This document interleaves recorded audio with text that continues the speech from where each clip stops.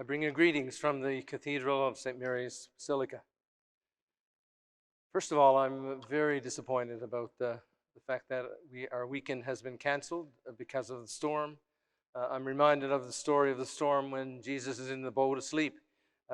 We know that Jesus is with us, and yet we as faithful know that he is always there to help us, but it seems that he's not responding. But anyway, we are trusting that the Lord is with us even in the midst of the storm. And that's part of the reason why we want to invite others to come to know the Lord and to help them trust in the Lord as well. We all know of people who no longer go to church or have become disconnected with the church for various reasons, whether it's the clergy sexual abuse, the relationship with the indigenous, or whether people have been hurt by a particular member of the church. It seems to be a consistent item of conversation whenever I meet people or whenever I go to a parish. Parents and grandparents have a deep concern that their children or their grandchildren are no longer connected with their faith and their church. And so our assembly this weekend was supposed to be one of those ways to respond to this kind of concern. The theme for the assembly is come and see. This particular phrase is rooted in St. John's Gospel, in a conversation that Philip had with Nathanael. The text begins in Galilee with Jesus inviting Philip, "Come, follow me." And then Philip in turn finds Nathanael, who confesses to him who Jesus is and links Jesus to representatives of the law and the prophets. He says, "We have found him of whom Moses in the law and also the prophets wrote, Jesus of Nazareth, the son of Joseph." Philip shares his experience of Jesus and then invites Nathanael to come and see. In St. John's Gospel, these are the same words that Jesus gave to his first disciples.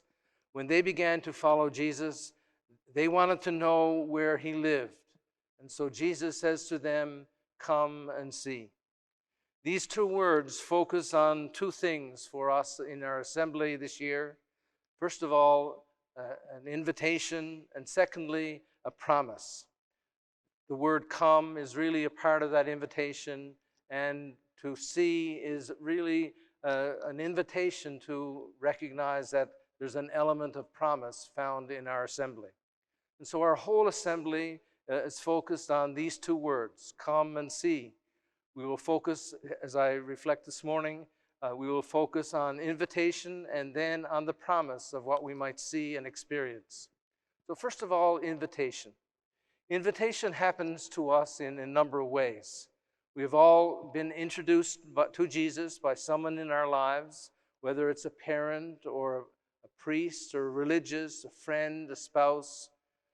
In my own situation, I was introduced to in a special way in high school when a religion teacher gave an assignment of reading a gospel from the start to the finish. It was there then that I discovered who Jesus was and the kind of work that he was doing and his own relationship with me. My own parents as well gave me examples of being available for service.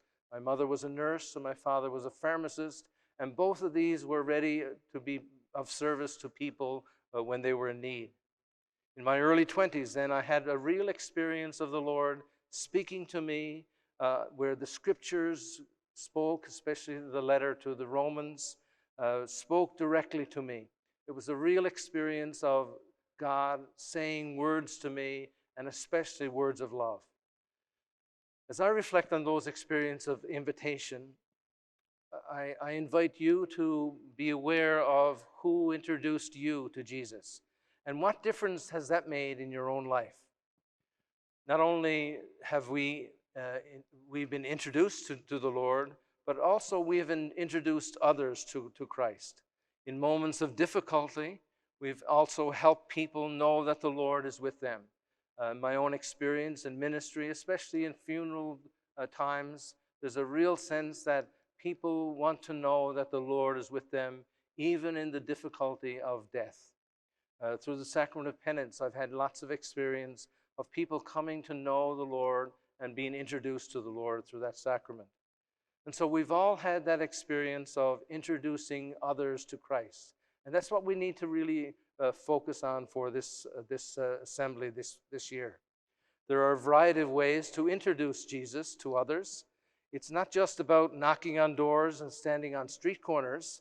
It must start with having a real relationship with another person. We introduce our friends to our friends. And so if we're going to introduce the Lord, who's our friend, to people in our own life situation, then we really need to introduce him as a friend to our friends. Our assembly then wanted to focus on invitation. What is involved in inviting another person to know Jesus? And we really need to reflect on that experience of inviting others. It really has to be a part of our own hearts. It has to really affect our own hearts. There has to be some sense of vulnerability as we not only invite others to come back to church or come back to the Lord. There's a real sense of caring for them and wanting the best for them. Ryan O'Hara will be offering some assistance in this matter. Our invitation challenge, he's given us some key words to talk about: intercede, invoke, invest, and invite. And those are words that he'll continue to reflect on during this assembly as well. He will continue to break open what it means to invite another person to know Jesus and to offer some ways to invite others, especially in his keynote address. And so the second element of this assembly is the word see, come and see. And this involves an element of promise.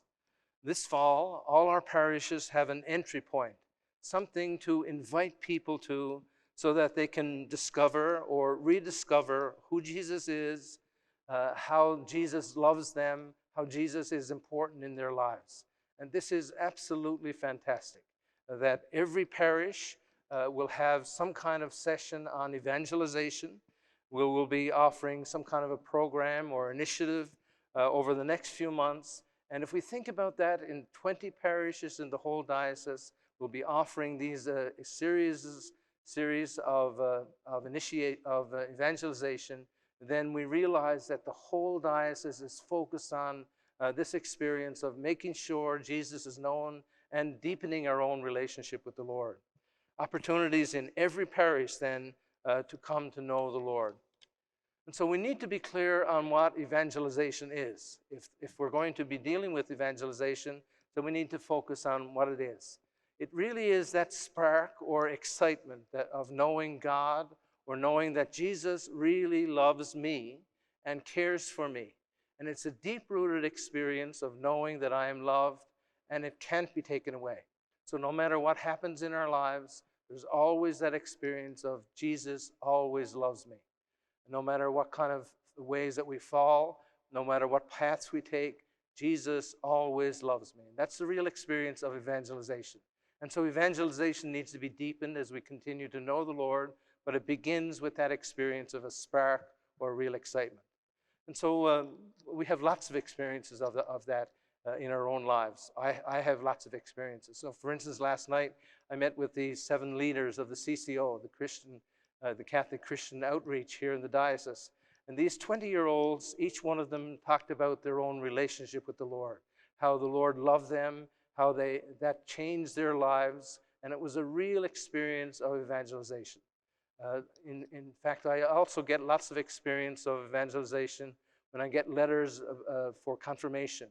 Young people speak about maybe an experience at Steubenville where they have really come to know Jesus, and as a result, their whole life changes.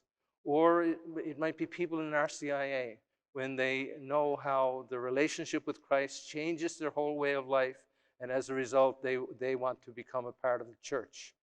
Priests regularly share with me that they've had moving experiences of someone who has experienced God's love and mercy in a new way. Spouses also share their amazing experience of being connected with one another and the patience that is there in that relationship over many years of love.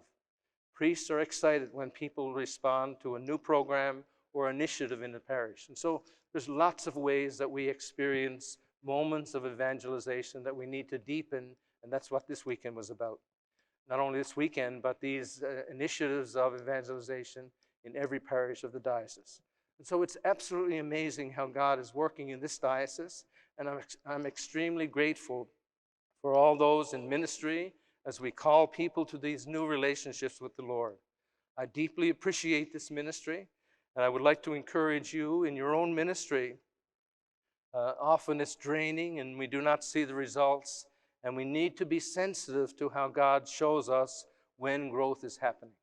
And so there's a real excitement about these next few months in this diocese, and I'd like all of us to share that excitement by being involved in these initiatives of evangelization. So finally, we need to ask ourselves, what is the ask? What am I asking?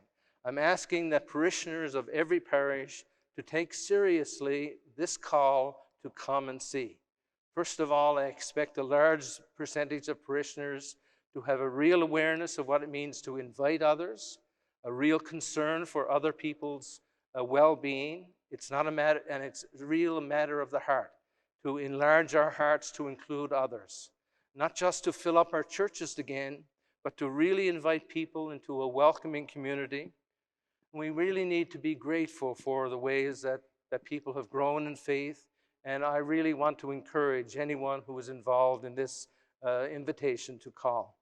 And secondly, I'm inviting people to see, to experience the promise that the Lord gives, and this promise is to experience the love and new life that happens when we open our lives to the presence and love of Jesus Christ, especially during these initiatives of evangelization. And so I encourage every person to find out what program of evangelization is happening in their parish, what evangelization sessions are being hosted, and how they can be involved and being invited. And so I close this morning by acknowledging that you're really invited to come and see, not only for this time, but during these next few months when we're invited to come and see the Lord Jesus in our lives.